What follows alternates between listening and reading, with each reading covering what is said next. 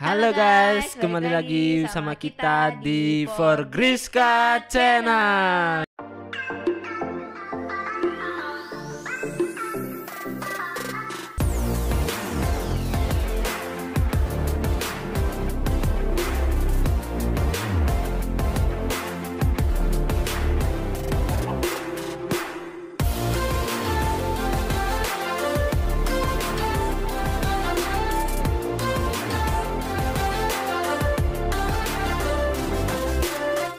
Aku nggak sendirian guys, kali ini aku ditemenin sama temen aku. Hai. Namanya Wira.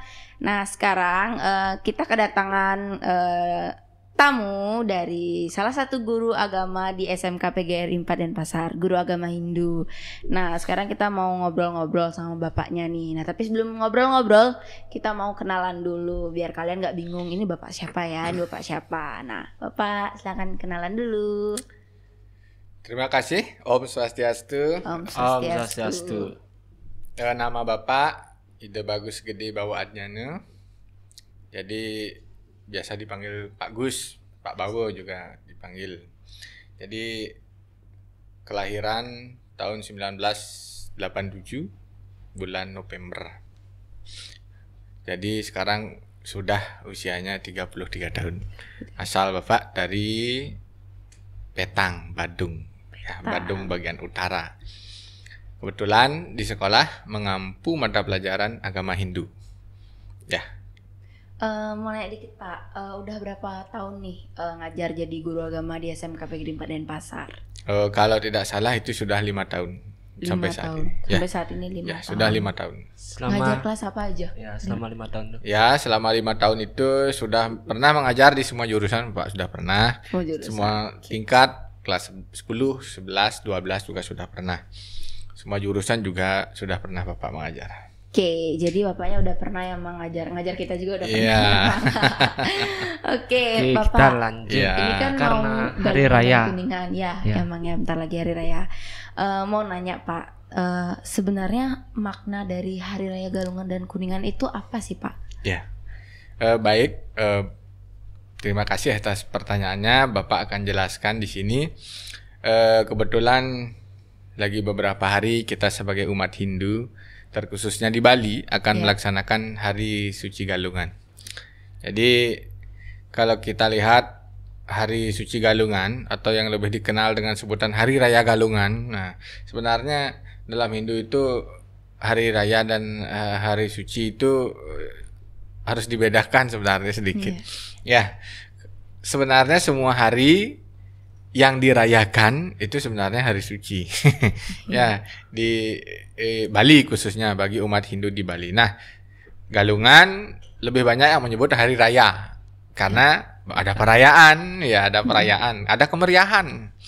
Ya, ada kemeriahan pada saat hari raya Galungan. Kemeriahannya apa? Hebat, buat lawar. Kemeriahannya lagi menghias rumah dan sanggah atau merajan. Kemudian tak kalah penting, yang paling meriah adalah masyarakat itu membuat penyor yang begitu indah dengan nilai seni yang tinggi. Nah, itu ciri Galungan. Kalau yang paling kelihatan cirinya itu. Jadi kalau orang datang ke Bali, oh ada penyor, ada Galungan. Nah kemudian kita lihat apa sesungguhnya Galungan itu. Kalau kita lihat dari arti bahasa, Galungan itu berasal dari bahasa Jawa kuno, artinya menang. Ya, menang. Kalau Dunggulan artinya perang. Jadi dikatakan Galungan itu adalah kemenangan. Maka di Galungan disebutkan kemenangan Dharma atas Dharma. Ya. Jadi itu sebenarnya Galungan. Kemudian kalau dilihat kapan orang mulai melakukan Galungan, sejak kapan Galungan itu ada. Nah, Bapak itu intip dalam sastra lontar Bali Dwipa, Bali Dwipa ada. Sebenarnya yang Bapak kutip adalah Galungan itu dimulai pertamanya adalah bertepatan dengan Purnamaning Sasih Kapat. Ya. tahun Saka 804. Kalau tahun Masehi 882 Masehi. Itu pertama. Di dalam sastra itu disebutkan punang aci galung ike ngawit. Buka budo kliwon itu mungkin artinya di sana ada bu, ka dungulan sasih kecatur. Ya, sasih kecatur itu artinya purnamaning kapat. Dimana kalau menurut keyakinan kita purnama kapat itu adalah hari yang sangat istimewa. Isake 804 bangun Indra Buana Ikang Bali Raja. Nah, bangun Indra Buana Ikang Bali Raja ini artinya Pulau Bali saat itu diibaratkan seperti istana Dewa Indra. Dewa Indra itu dewa perang. Jadi kalau orang menang perang, yang kalah itu hartanya disita sehingga istana Dewa Indra itu adalah simbol sebuah kemewahan. Ya, diibaratkan pada saat itu mulai galungan itu Pulau Bali itu diibaratkan sebagai istana Dewa Indra. Kalau kita kaji secara geografis, adik-adik kita ketahui kalau sasih kacatur itu dia jatuh antara bulan Oktober. Kalau bulan Masehinya ya, di mana bulan Oktober itu memang sesungguhnya adalah bulan yang sedang penuh dengan bunga. Ya, penuh dengan bunga. Jadi segala sesuatu mulai dari sekarang. September, Oktober itu sudah mulai bunga. Terutama kalau kita lihat di Bali sekarang yang paling ini kan bunga ini, Kamboja itu paling banyak bunga. Di bunga-bunga yang lain juga musim. Mungkin karena itu harum sehingga diibaratkan sebagai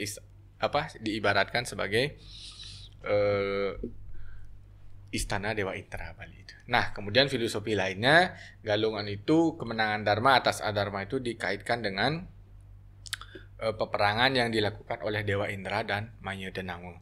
Di mana Mayadanama ini adalah seorang manusia sakti angkuh yang merasa dirinya lebih kuat daripada dewa sehingga ditaklukkan oleh Mayadanama itu. Jadi itu sebenarnya sesungguhnya asalnya sehingga galungan itu disebut dengan kemenangan Dharma atas Adharma. Namun kita berharap adik-adik semuanya bagi umat Hindu dimanapun berada, semoga galungan ini kali ini memang menjadi sebuah kemenangan bagi kita penghuni bumi, karena bumi kita sekarang sedang sakit. Adik-adik tahu di mana-mana sekarang terjadi wabah yang dikenal dengan corona atau COVID-19 itu melanda. Tidak ada dunia, tidak ada negara, tidak ada daerah yang lepas dari wabah itu. Semoga ketika kita melaksanakan hari suci galungan nanti, kita semua mendapatkan kemenangan. Menang. Ya, menang dari apa? Menang dari mengendalikan virus itu. Tidak usah dikalahkan dulu, kita kendalikan dulu. Karena masalah mengalahkan itu sudah kuasa Tuhan. Kita cukup mengendalikan. Untuk mengendalikan virus itu, kuncinya adalah pengendalian diri. Ya, kita yang mengendalikan diri. Ya, kurangi lelungan. Nah, kurangi bepergian dulu sementara. Tinggal di rumah. Tujuannya tinggal di rumah, kita sebenarnya diberikan oleh Tuhan kesempatan tinggal di rumah untuk introspeksi diri, untuk mulat sarira, melakukan tapo brata. Jadi seperti itu harapan kita semua ya untuk galungan saat ini. Oke, saya menanya nih Pak, rangkaiannya itu seperti apa sih Pak? Ya, kalau untuk rangkaian hari suci galungan sebenarnya yang lumrah ya, lumrah ini pertama orang menyebut ada Sugihan Jawa dan Sugihan Bali. Ya, ada Sugihan Jawa. Ada yang mengatakan Sugihan Jawa nak nuling Jawa tekane. Nah, ada yang mengatakan begitu kan. Ada yang mengatakan ngudang raga mesugihan di Sugihan Jawa karena kita datangnya dari Majapahit. Wong Majapahit yang datang ke Bali sehingga termasuk orang Jawa. Jadi sugihannya Sugihan Jawa. Ada yang mengatakan seperti itu di masyarakat. Namun filosofinya sebenarnya adalah Jawa itu luar. Ya, Jawa ngaraning Jawi. Jawi itu artinya luar. Luar. Luar apa yang dimaksud? Yang ada di luar diri kita. Ya, Sugihan Jawa ini sesungguhnya kita memberikan penyucian, pembersihan kepada lingkungan sekitar. Contoh simpel sederhana adik-adik. Pada saat Sugihan Jawa melalui Kerajaan Sanggah dulu. Ya nado padang, lantang, bubutin. Ya, nyapu dulu. Bersih-bersih. Ya, disapu, dibersih. Kan mau melaksanakan hari suci, pemujaan. Iya. Ya, jadi itu harus disapu. Rumah juga, halaman rumah disapu, dibersihkan. Itu secara fisik seperti itu. Secara spiritual mungkin pada saat Sugihan Jawa itu bangunan-bangunan suci, tempat suci itu sudah dipersembahkan bantuan berupa prayasita untuk melakukan pembersihannya. Kemudian itu Sugihan Jawa. Sugihan Bali, Bali ngaraning tengah, dalam. Apa yang ada di dalam diri kita, itu yang kita bersihkan.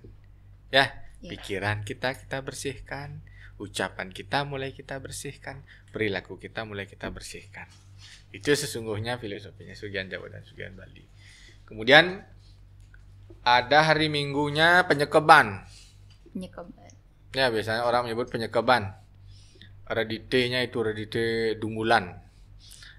Nyekeb diimplementasikan oleh orang-orang di kampung. Nyekeb yu malu pangtasak kayak galungannya. Kan begitu. Di sana sesungguhnya sudah anyekung jenana. Ya, anyekung jenana. Anyekung jenana itu artinya sudah mulai mengendalikan diri.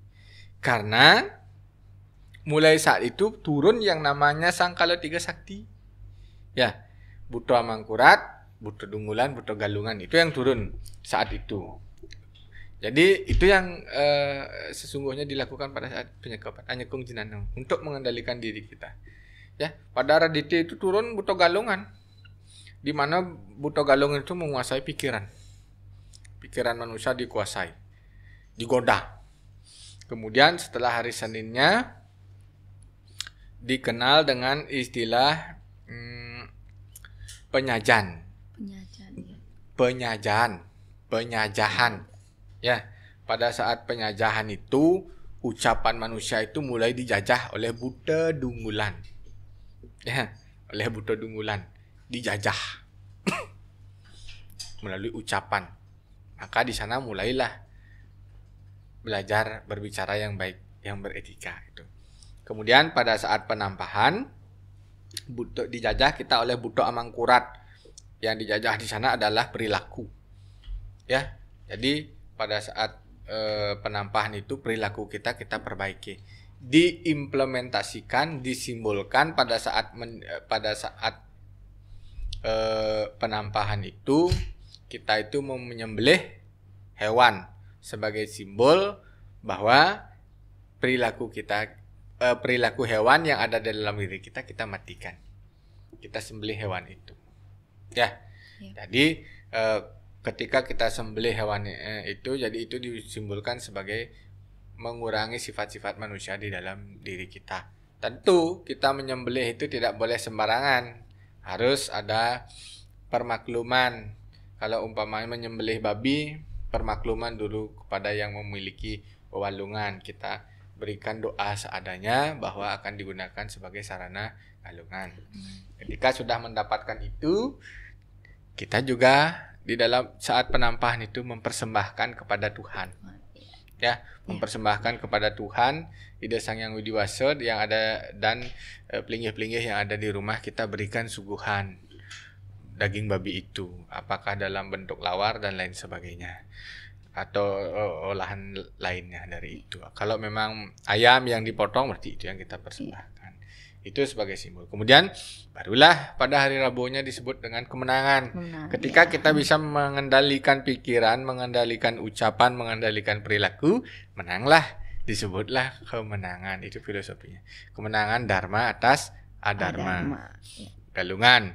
Kemudian 10 hari setelah Galungan, hari suci Kuningan. Kalau Kuningan dikenal dengan berleluhur yang pemujaan kepada leluhur yang datang ke rumah, sehingga kita saat Kuningan menggunakan sampian. Sampian itu kan simbol senjata. Simbol senjata Namo Sango atau disebut dengan tameng, pelindung artinya. Semoga gantung-gantung itu sebagai simbol pelindung ketika ada kekuatan yang tidak baik. Itu mengenai galungan. Oke Pak, kan pas galungan nih identik dengan penjor ya Pak ya. sesungguhnya apa sih makna dari penjor itu, Pak? Ya. Gitu. Kalau penjor galungan, nah itu tepatnya paling tepat dipasang adalah pada hari penampahan sore. Nampak. Karena pada saat hari penampahan itulah puncak dari godaan yang diberikan oleh Sang Kalatiga Sakti itu. Jadi dengan menancapkan kekuatan penjor, maka semua dapat dinetralkan. Penjor itu sebenarnya simbol dari Naga Basuki, yang artinya kesejahteraan. Ya, kesejahteraan. Jadi Naga Basuki kan identik dengan Gunung Agung. Nah, Gunung Agung itu disimbolkan sebagai kesejahteraan. Gunung artinya adalah simbol kesejahteraan. Jadi orang-orang membuat penjor itu sebagai simbol kesejahteraan. Makanya Bapak katakan di awal tadi, ketika awal mula galungan itu adalah harinya sangat baik. Purnamaning Kapat. Jadi Purnamaning Kapat itu kalau kita lihat di geografisnya ini memang musimnya memang musim bunga. Kemudian menjelang musim hujan itu juga mungkin dedaunan mulai menghijau, kemudian umbi-umbian mulai ada, sehingga panenlah para petani di sana. Kita harus ingat adik-adik bahwa terdahulu itu kita itu adalah agama agraris ya. Ya, budaya pertanian kita sangat kental di dalam agama Hindu itu.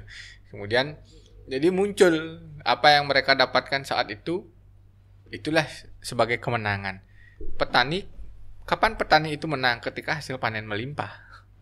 Kan? Iya. Jadi dipersembahkanlah dalam bentuk penjor itu. Makanya isi dari penjor itu adalah hasil bumi. Hasil bumi. Palo bungkah, palo gantung, palo wijo, palo ramat. Hasil-hasil bumi isinya dari penjor itu. Jadi penjor itu sebagai simbol kesejahteraan. Ya, dipasang pada saat penampahan galungan. Ada unsur-unsur yang harus ada dalam penjor. Apa itu, Pak? Ya, unsur-unsur yang harus ada dalam penjor ya harus mengikuti ininya. Itu dah ada palo bungkah, palo gantung, palo hijau, palo ramat. Seni boleh, karena dalam ajaran Hindu kita di Bali menganut paham Saiwa, dikenal dengan istilah Satyam, Siwam, Sundaram. Nah, Satyam ini unsur kebenaran, Siwam unsur kesucian, Sundaram unsur keindahan. Jadi menyatu dia. Ya, kita melakukan dengan yang benar itu kita lakukan dengan yang suci itu kita implementasikan dengan yang keindahan, yang indah. Makanya penjor itu dibuat indah. Sing tadi ulah ngai penjor. Iya. Jing kaput aji napi don-donan jag jujuk langsung lega kena nyingak kan gitu masih ya. Nah, paling tidak unsur-unsur yang ada penjor itu terbuat dari bambu. Harus bambu harus. Nah, suatu saat kalau di Bali sudah tidak ada pohon bambu, bahkan di dunia sudah tidak ada pohon bambu, baru mungkin para cerdik cendekiawan kita akan memikirkan dengan apa harus mengganti, apakah dengan besi dan lain sebagainya. Sekarang busung aja bilang langka dari Bali kan sudah busungnya dari luar. Iya. Sama, nanti begitu juga. Begitu di Bali tidak ada bambu, harus bambu dari Jawa datang dulu gitu. Usaha dulu ya dengan bambu. Karena bambu itu adalah simbol Dewa Brahma di dalam membuat penjor. Kemudian ada unsur kelapa sebagai unsur Dewa Rudra. Itu harus ada kelapa. Kemudian janur, unsur dari Mahadewa. Janur itu bisa dia janur dari pohon daun kelapa atau enau, jako, ambu ya. Kemudian ada daun-daunan, simbol dari Betara Sangkara. Kalau janur tadi simbol Mahadewa ya. Ya, daun-daunan dari Sangkara, makanya ada palawija itu. Kan isi pelawa yang itu buat penjor. Nah, itu dari Sangkara. Kemudian ada pala bungkah, pala gantung, itu simbol dari Dewa Wisnu. Paling tan jin pala bungkah, pala gantung. Pala bungkahnya napi selo, napi jin besek. Pala gantung yang berbuah. Kemudian ada tebu sebagai simbol Dewa Sambu. Kemudian padi, simbol dari Betari Sri. Nah, itu makanan pokok kita, padi di Indonesia, simbol Sri. Kemudian ada kain, simbol sebagai Dewa Iswara. Kemudian ada sanggah. Sanggah penjor, simbol Dewa Siwa. Kemudian Upokaronya simbol Sadasiwa dan Paramasiwa. Jadi itu harus lengkap. Ya. Iya. Oke. Dados penyor nike diisi dengan hiasan lainnya Pak, seperti punggalan naga gitu umpama. Boleh, cuman jangan dilupakan unsur-unsur sastranya. Kalau adik-adik membuat yang megah sampai menghabiskan jutaan rupiah untuk penyor, memang sih seni, tapi unsur tatuannya hilang nanti. Ya. Sama bohong, ya, nggak bermakna nanti ya. Kalau adik-adik membuat yang mewah tapi tetap mempertimbangkan unsur-unsur sastranya, ya, unsur-unsur sastra, artinya pala bungkah, pala gantung, pala itu tetap adik-adik pergunakan, boleh. Itu lebih baik. Siapa yang tidak suka melihat yang indah? Iya, Pak. Nah, kan gitu, penyor megah, indah, suka, senang ngelihat.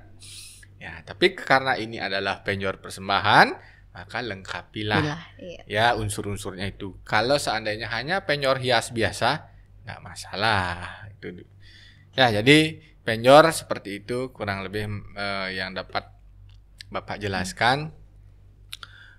Yang sederhana saja buat, boleh.